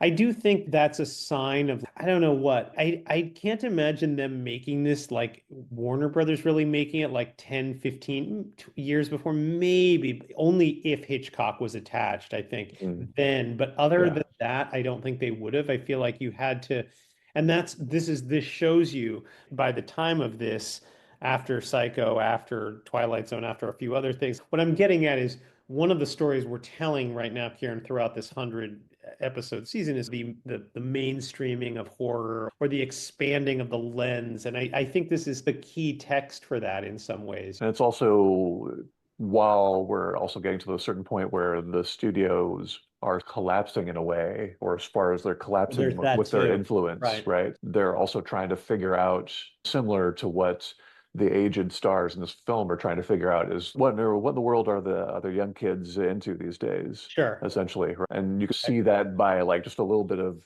just maybe intentionally or unintentionally, like towards the end where she's on the beach essentially and is gawked at by all these young beach-clad people who will essentially Yeah. get their own series of films a few years later, essentially, right? So, Excellent point. It's funny you mentioned that. I had that thought too, that like all of these films in their own weird way were like more interested in youth than a lot of other films that we've been discussing more recently. right, Innocence, obviously. I know it's old set, but those kids, the actors themselves are clearly baby boomers. They are born in the baby boom generation. And then the inciting incident in Carnival of Souls is a drag race is like a rebel right, without a right. cause kind of generational. And then here, yeah, yes, here does not have, this movie doesn't have an on-screen thing really. Although the daughter of Mrs. Bates is conspicuous for not really needing to be in the story in any way. And oh, hey, aren't you, isn't she's got to be like 100 years old, right? But it's a minor thing. Right. She's appreciating Joan's film basically instead of what she would be appreciating Betty's films in real life, right? But I like Yeah. that about the birds, that actually I like that the birds reached both ways. I like there's Kathy and I like that there's Lydia. Granted, you get Yes. Jessica Tandy, you do whatever you can to keep her. But my point is that Kathy's the baby boomer, but and I don't want to segue yet, but that whereas like Lydia, more than Hitchcock had been interested, it seemed like before he was ever most of his prime films are just concerned with the older man and the younger woman in that generation, and that's it. No, you almost not never. There had been exceptions, but mostly. So this that I anyway. But okay, so I got that vibe that people were like, okay, yeah, it's the '60s. There's a new kind of generation. We should like pay Right. attention. Yeah, Baby Jane definitely feels they could have almost made it 5 years later, and they still would have been current or They did, right? Anyway, yeah. with Sweet Charlotte, anyway. Thank But you. Exactly. so, That's the famous, that's probably the number one hagsploitation after this, right? Yeah. yes, let's use the other term going on forward. But yes, Okay. What are we using the again? Grand Dame Guignol thing. Grand Yeah, Dame Bourguignon. I like that better. Thank you. You're right. It's better. It is better. And you're right. It's less haggy. Yeah. Yeah, I never dislike watching Baby Jane. And maybe it's a little long. It could be. I wouldn't say it couldn't be edited, but it's always fun. The actors make it fun. they do. Yeah, it's interesting to figure out like how to work on the suspense or what keeps the suspense ratcheting up. And because there's basically it's a two-hander, which means Right. the suspense gets ratcheted up depending on what goes on with whichever viewpoint you see, essentially, as well. Sure. And I Absolutely. guess one could argue about whether, especially the first part of Edwin Flagg's sort of scene with Baby Jane, maybe could be edited out a little bit, possibly. You could Sure. think until he has an important plot and plot distinct. He has some importance basically when he comes back the second time, essentially. Yeah. So yeah. I'm surprised that he doesn't get killed also as well. So It is amazing that he survives till the final frame, isn't it? Yeah. yeah. Um, all right. I know for time, I probably have to go to the fourth film. Oh, I've sure. kind Yes, of we can time do crunch that. a little bit, but Yeah. yeah, as I said, so yeah, but all love to Baby Jane, who I guess technically the actress playing Baby Jane in the first scenes probably was a baby boomer too. She had to be, and same with the Blanche one. So there is that. They were the they were the Miles and Flora of their movie. But yeah, anyway, whatever. Yeah. No, Baby Jane is special. It's fun. I'm glad it's a film. I'm glad I don't, it's not, you can't even improve that much on it. I think when other actors take it on, it's fine to take it on, but there's something special about it being what it is. Agreed. Yeah. You just see that staircase and you're like, oh, here we are. Okay, now I'm going to jump into our fourth. We've already hit the 1/3 mark in this list, and we're at like the halfway mark of the chronological. I don't know what. If you were to start in 1900 and then finish in like 2019, we're already past that halfway mark. So people should be thrilled. Some people might be listening to this or watching it or hearing it or something and being like, wait, why are we watching so many old films? No, not really. Actually, we're skipping through the old films, is what that proves. So I guess The Birds was this Daphne du Maurier Hmm. short story. Hitchcock got the rights, considered making a version of it for his, as one of the Alfred Hitchcock Presents, like a short. That was definitely considered. If he were gonna do that, the effects would have been terrible. It would have been there wouldn't have even really been the attempt at effects because there would have been some birds, but you couldn't have really shown them attacking the way that they do in this. This he went a little nuts. I think I have some stats here about how many shots he like were later altered in post. It was the kind of thing he never did. So this project is definitely informed by the success of Psycho because that was his biggest success of his career. And the guy's 60 and it's like his 60th film. And this never happens. It's never happened before and it's never going to happen again. That somebody's 60th film is going to be like their most successful or whatever when they're 60, and that just doesn't happen.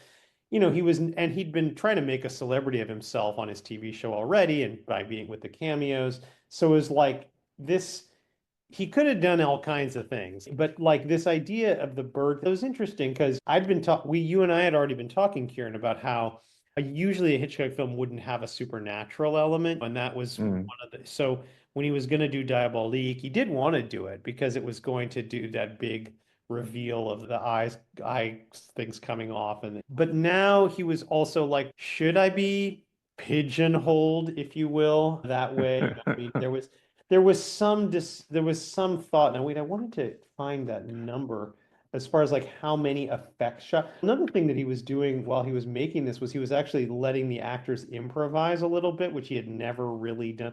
He was definitely like stretching his legs after Psycho. He felt like he could get away with things he didn't think he could before. One of those is that it doesn't really have big stars unless we're counting Jessica Tandy. Though Rod Taylor and Tibby Hedren were not really known. But that he figured he'd save money. This, of course, is his most expensive film up to that point. But he also felt like his name was big enough. And he's probably right about that. I don't think you're sitting here waiting for a big star to come in the way you would have in the old Cary Grant. No, I don't think it's as quite as, it's not necessarily quite about, at least I don't think it's about two stars surviving an apocalypse as much as that might be the case in another future apocalypse movies where you need to star vehicles essentially. But in this case, the stars are the birds and the director's interpretation of what the birds are and what they can do essentially to a small town.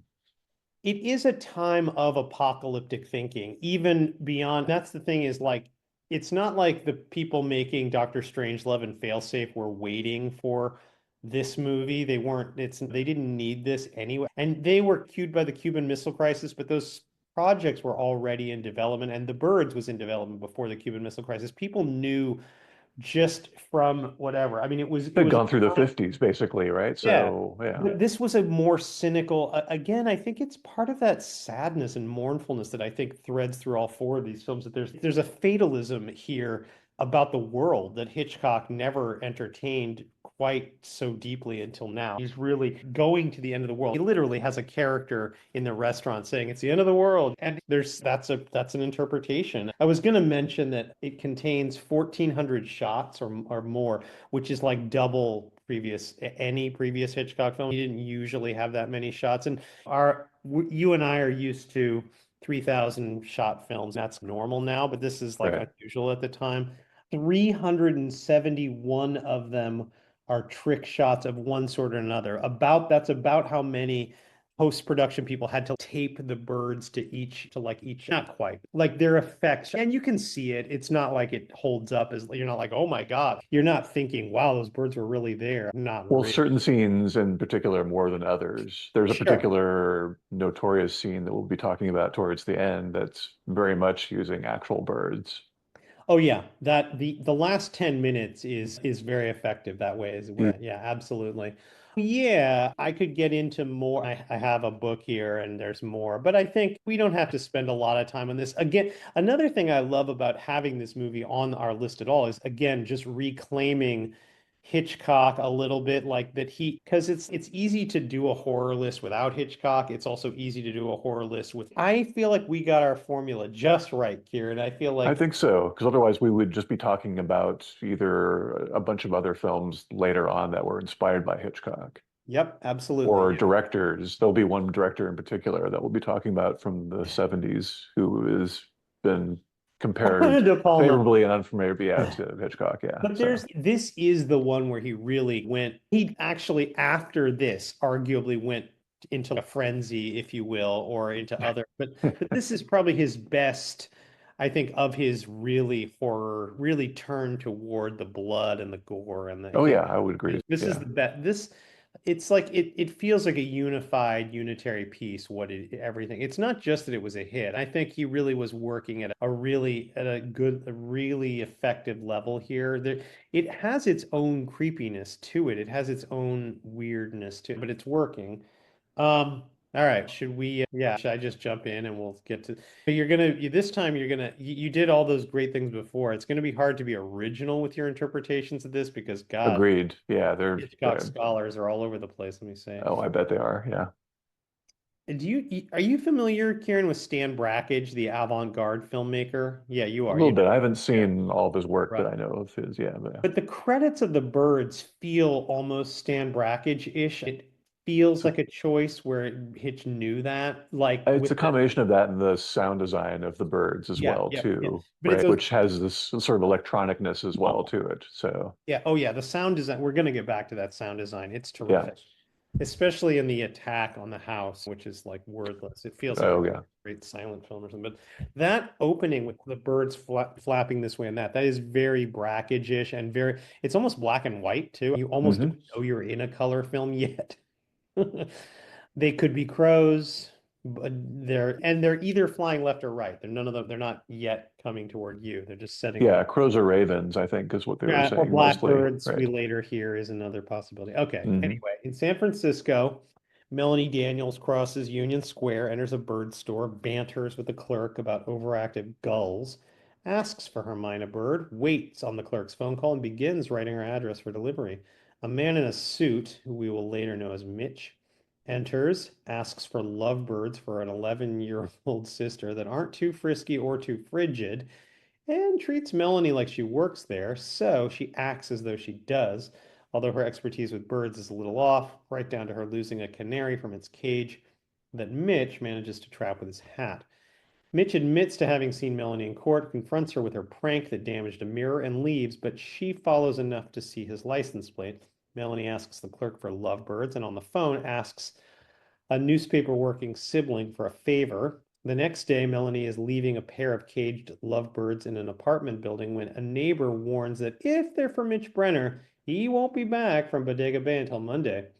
In scenic shots, Melanie drives the 60 miles or so north to Bodega Bay, stopping at a boat tackle shop where the owner shows her Mitch Brenner's house across the bay, says she'd need a boat to surprise him, arranges the boat, and says that to confirm the daughter's name, she should go to the school teacher's house. At that house, Miss Annie Hayworth gives her the kid's name. That wouldn't happen today.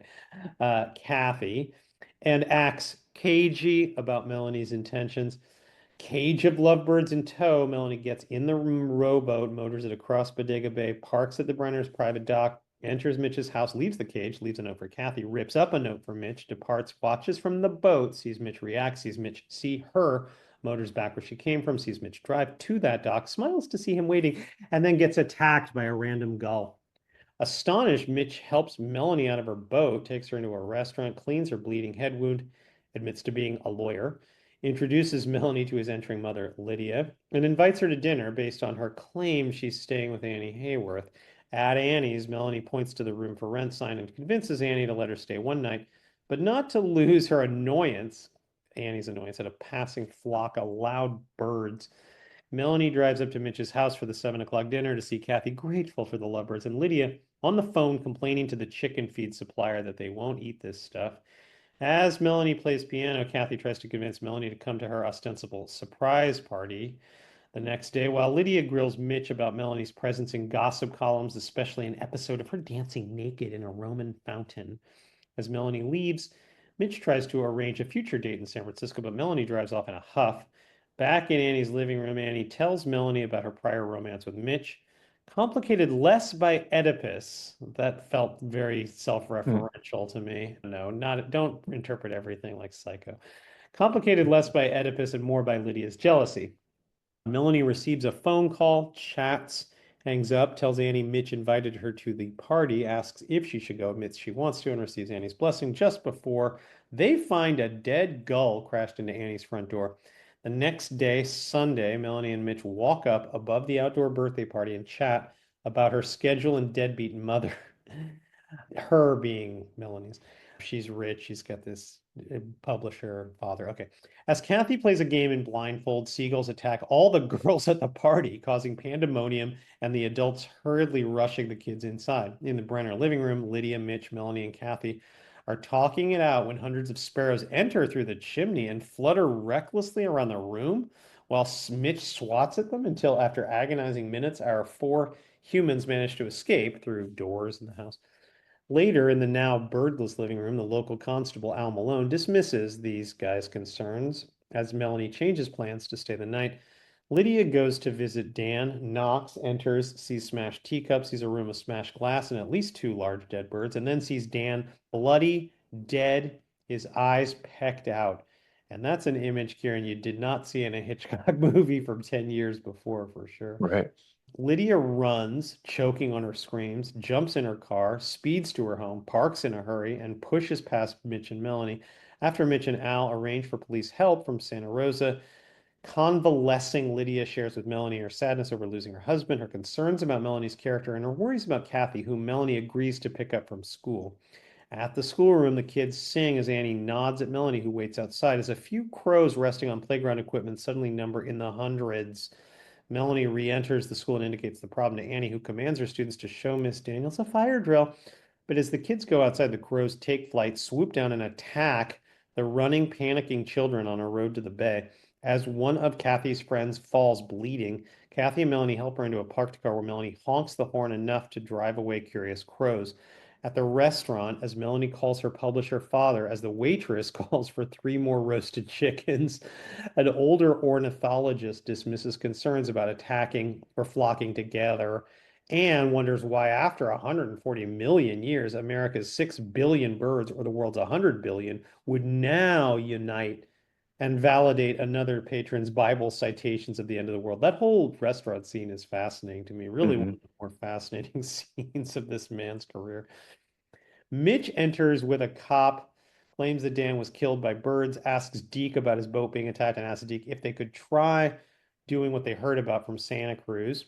A gull knocks down a man pumping gas, so the nozzle leaks a trickle to another car where a clueless man lights his cigar, drops his match, and immolates Kieran in a fiery explosion that causes the fire to go back up the trickle and blow up the gas pump area, which we see in an extreme long shot from high above, a frame that gulls soon fill on their way down to cause a lot more mayhem that Melanie watches stupidly from a phone booth that some gulls attack. She could have just stayed in the restaurant.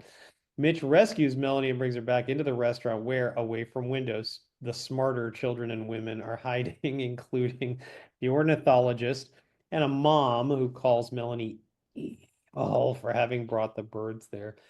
Mitch and Melanie drive to the school, find Annie dead from a bird attack, tiptoe past hundreds of crows sitting on the playground, and collect a hysterical Kathy. I know, I'm using that word hysterical, who manages to cry quietly until they're safe in the car, where she explains how Annie died, saving her life.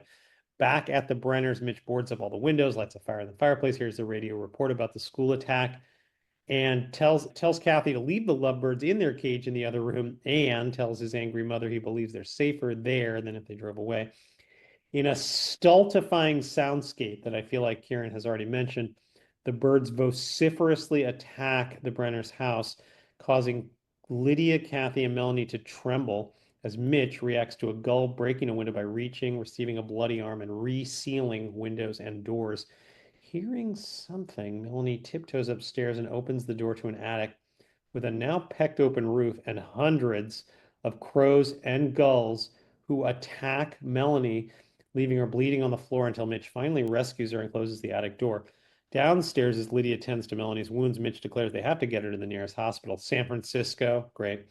So he carefully tiptoes past a few snippy and at least 1,000 standing gulls and crows to bring Melanie's car to their front door. Mitch and Lydia carefully escort a terrified Melanie into the car, where Melanie and Lydia finally seem to accept each other as Mitch allows Kathy to bring with them the caged, covered, pleasant lovebirds sitting in Kathy's lap as Mitch drives the car through a bodega landscape filled with thousands of stood triumphant birds. Okay, your interpretation of this thing's as good as anybody else's. I want to hear it. Uh, I suppose it's edible. Sure, why not? What the hell? Even though Annie said it wasn't, I mean, I don't know. Right, in spite of what Annie says. So, also, I guess the Oedipal being essentially, in this case, the father already being out of the picture, essentially, right? Yeah, right.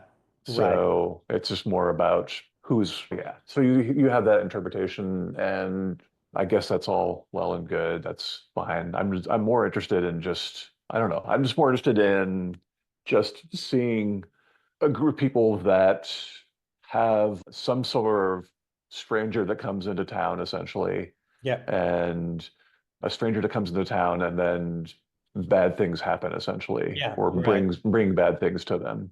Sure. And you could argue about whether or not that warrants having all the stuff happen to that person towards the end in the last Right. scene involving from what I understand, I think they were trying to, at least the screenwriter was trying to imply that she was actually trying to close the door essentially to save the rest of the family essentially from the birds from going downstairs. It looks either way like that either happens as an intentional thing, or you could also just see as her being just stunned by the bird attack, which causes her to close the door anyway. I thought she was just So, being flighty. Uh, yes, exactly. no, not the only time in the movie where you're like, why would they not just close the door or so, or Yes. whatever? But yeah, sure. Yeah. This also is a good example of a film where we've gone through so many films throughout time where what brings the film down is just really bad child acting, let's just say. Yeah, I And guess Kathy's not terrific, is she? no, I'm saying she's Oh, actually oh, I'm sorry. great. Okay, I was going to And this say is an ex Suzanne Pleshette yes. has had this incredible career afterward. Yeah, excuse me. Yeah, no, you well, Suzanne Pleshette is that's Annie. Oh, Suzanne I'm Pleshette. sorry. What am I talking Yeah, about? you're talking about Veronica Cartwright. Veronica. Oh, I'm sorry, Veronica Cartwright, Yeah, yeah, yeah. No, who I'm we saying know that from this is an we know from example. Yeah, we've Alien. seen some examples, but Yeah. what I was leading Oh, to okay. was Okay, I basically that this is an misunderstood you. example where she is like in a stellar actress period, Oh, a stellar okay. actor period I in was gonna. general. Sorry, yeah, I was just gonna go with you, Yeah. but actually, And I like also, Kathy. it's what really seals the deal is basically what happens when they go and find her and find Annie's dead body as well. Like that whole Yeah. scene is like this in my old age. That scene gets me more verklempt every time I see it, essentially. Yeah, it is So a very effective scene. Yes. yeah, kudos to her and Suzanne Pleshette. Like I'm just actually, it's basically for me in a way all of the women are characters are very interesting characters in general, and they're all very good Yeah, actors, I they think, as actually well. seem they jump out more than Rod Taylor. He's not it's Yes. not that he's bad, but it's No, just but he's he's just not they don't ask him to do much. He's just the alpha male dude and we're not he's a he's little just the person that the women revolve around, and right. what you end up going throughout the entire film is that you're just more interested in why the women are revolved around him and more interested in the women's stories than you are in the man story Yeah. ultimately. Yeah. So Yeah. I don't know if that was Jessica, intentional you or give not. Jessica Tandy a scene, she's gonna kill it. You Yeah. give her some backstory about a dead husband, she's gonna crush that thing. He's lucky that she was lying around. But I felt like in previous Hitchcock films, it's like he wasn't as interested in older women. There are some Mm. exceptions to that, but Was the Lady Vanishes before that, or yeah, that's a good point. Speaking of Michael Redgrave, yeah, but exactly. yeah, no, you're right. Not I. It's not 100. You could argue that even that Mrs. Danvers in Rebecca is an older woman. It Yeah, depending and how to was you now is interpret Joseph her. Cotton in Shadow of the Doubt killing women of his age or older? I'm trying to remember if that's Well, the but he's case. like 35. He's 35. Yeah, Okay, okay. I'm talking about somebody who could have an adult male lawyer son. I mean, Yes, what I'm saying and is, also yeah. have. So I was trying to figure out the daughter thing, the I sister know. thing as I well kept too. waiting for there to be a reveal of, oh, it turns out they're not actually brother and sister, but Yeah, you exactly. don't need that. It works fine because it is Jessica Tandy partly, but also, yeah, I don't know. Yeah, Yeah, but you're right. And even Tippi Hedren in this, and I know it's her first film, and she's I not think Ingrid Bergman, but she's. she's good. Yeah, I think she's very good. There's a In this, she I would works. Yeah. say Marnie is just not a good film, like plot Right. wise, character Right. wise, But everything. she's kind of good in it, though, I think. Yeah, She's kind of. okay. She's definitely better in this film. I think she has a better rapport with Rod Taylor actually than she does with Sean Connery, I Maybe think. that's what it is. So But she plays the kind of the dilettante who's, no, but I really do have things I do every week. yeah. That kind of pursed lip, like, no, I'm not, I am somebody. I don't just jump into Roman fountains, Yeah, that she's a works. competent person. She's not like asking somebody to help her like take her Right. boat across the shore, right? No, She's somebody right. who does Yeah. she's like just a regular No, that's competent. right. And she's So always got one foot out the door forever. I'll just go back to San Francisco. But she's in the same green dress the whole thing. But I wonder if there's some symbolism there. I don't know, I'm birds sure flying there is definitely some green. symbolism as well. But Yeah. We would probably just have to resuscitate in some sort of a seance at Edith Head and ask her what if there's a color scheme just what like everyone mentioned. wants. Yeah, exactly. Few bits of dialogue that sort of stuck out, or bits of things that stuck out randomly. Basically, Rod Taylor being a criminal attorney and Veronica talking about his clients essentially. And she basically says about one of them essentially, I know all that democracy jazz, they're still hoods, which is pretty, which I don't know. It just makes me think about, I don't know, what some people still think in terms of, I don't know, about crime and punishment and about Yeah, democracy. I don't know. It sure. just feels somehow prescient right now for some reason. Okay. The other thing that someone else had pointed out smarter than me on another podcast talking about the birds, and this kind of makes sense when you think about how Psycho made people primed for something just much more shocking for whatever like Yeah. Alfred Hitchcock was doing, or anybody doing anything horror-wise afterwards. There had to be something that would top the shower scene essentially. And Alfred Hitchcock maybe felt burdened by that and maybe about burdened by the movie audience. And you could say that the woman who with in the dining room with in the diner with her two kids who's scared is possibly addressing the audience directly when she says, "Who are you? What are you? Where did you come from? I think you're the cause of all this. I think you're evil, evil." Yeah. Or So, addressing the audience or addressing Hitchcock or something. yes. Right. Yeah, that's what I mean, No, that's, addressing the audience essentially. yeah, Yeah. So, I like that. Yeah. There's also, yeah, I I thought it was very mean, smart as well yeah, too. I So, noticed that like when Annie said that line about forget the Oedipus interpretation, we were about 45 minutes into the film and Annie and Melanie were sitting in a room like a kind of a domestic space, not that different from the one that Norman and that were in about 45 minutes into that film, okay. where they were talking about this and that, where he was talking about his mother, etc. And so you're almost being primed to be like, is Melanie about to be killed again? Is that gonna happen again? But Right. then Is not. Rod And Taylor going to come in with a dress? but I like that it's not. Yeah. I mean, I like the meta rejection. I mean, you got Camille Paglia writing about how this is. She's agreeing with you. It's the ode to many different kinds of sexuality. Andrew Sarris says it's about complacency. All these big heavy hitters all have to weigh in on Of their course, opinion. yeah. So was it intentional that that Tippi Hedren's was named Melanie after since her daughter was about See, like I 5 years was old? look that up if she changed her daughter's name or if Hitchcock changed the name in the I was wondering that story. as Yeah, well, and I didn't that really is find something anything. I can't figure that out. No. Yeah. Anyway, and it's possible that he did mistreat Tippi Hedren. He Yeah, probably the whole it's interesting to read different sort of tellings about basically she was told basically that day, no, we're going to use real birds. Mechanical birds aren't going to that's the work. attic sequence. Yeah, the attic sequence, Yeah, that's basically. crazy. Yeah. It is very crazy also too. And it harkens back when we were talking about, let's see, who was the scientist I was thinking of, I was going to refer to in one of our other horror films. Not this, oh, Jesus Christ, it should be coming back.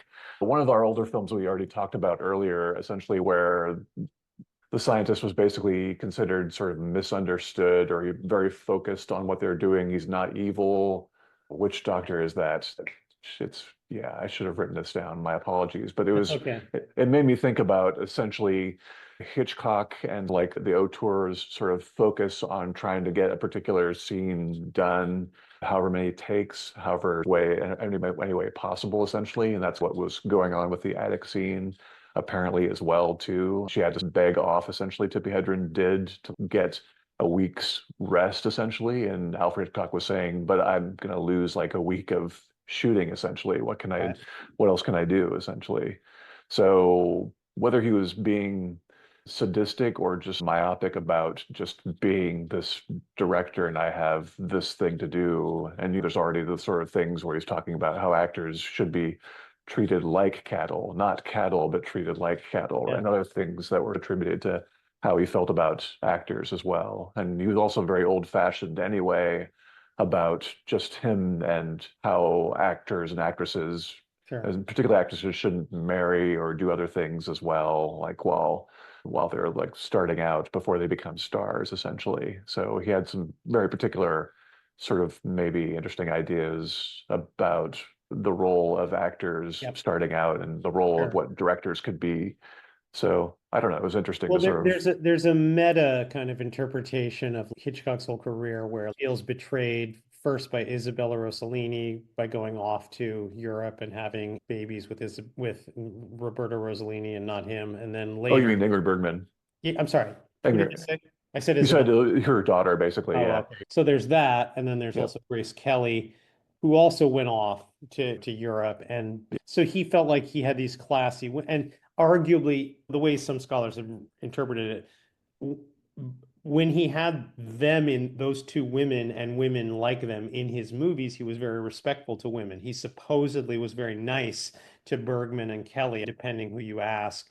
Whereas after he felt betrayed by them and after Vera Miles didn't work out for Vertigo or whatever because of this long story that I'm not going to get into right now, Mm, then he's at that point, that's when he started treating women much more violently on screen and off screen, including the Marion character, Marion Crane Psycho, and also Tippy Head. Like these blondes, now he's setting them up to take revenge. right. I don't know if I It's that's not entirely. What about yeah. North by Northwest also? That's not quite Right. the same, He's right? So, probably more or less okay to Eva Marie Saint, and I think that complicates that over and yeah. it's an overgeneralization, I think, that doesn't quite work, but Yeah, it's not something 100%. to it. Yeah, but anyway, okay. I think this is the time for us to talk about what did we learn today, Kieran? Have we learned anything from these four films all together? Seeing what's going on? Because I know we're starting with The Haunting next week, which can be compared to The Innocents, among other. Yes. Before we get there, what did we learn from these crazy four?